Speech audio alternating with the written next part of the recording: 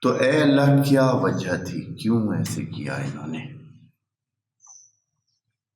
اپنے معاہدے سے پلٹے کیوں بنی اسرائیل؟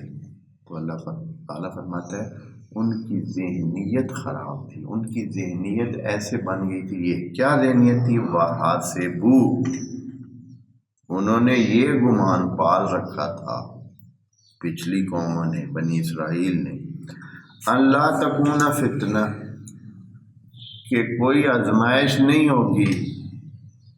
اللہ تعالیٰ پورے جہان کا مالک ہے، اس نے پورے جہان کو بنایا ہے، ہمیں بھی بنایا ہے، یہ جہان ہمارے لیے بنایا ہے، اور اس کا مطلب یہ ہے کہ ہم اللہ تعالیٰ کے بہت پیارے، ہم اللہ تعالیٰ کے بہت قریب ہیں۔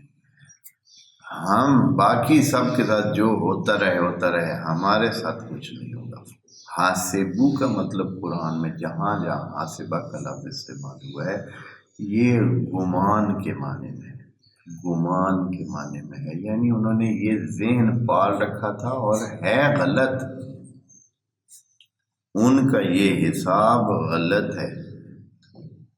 یعنی جہاں بھی اللہ تعالیٰ یہ لفظ بولتا ہے دوسروں کے لیے، اس کا مطلب یہ ہوتا ہے کہ گمان باطل، یعنی غلط فہمی میں تھے وہ۔ کیا؟ ان لا تکون فتنہ، انہوں نے سمجھ رکھا تھا کہ سارا سوکھا سوکھا ہی ہوگا۔ کیا ہوگا جی؟ بس اللہ تعالیٰ نے کہا ہے کہ مان جائیں، ہم مان جائیں گے، پھر یہ ہے کہ ہماری مرضی کے مطابق جو بھی ہم کرتے رہیں، ہمیں نہ کوئی اوکھ آئے گا، نہ ہی کوئی مشکل آئے گی، نہ ہی کوئی فتنہ ہوگا۔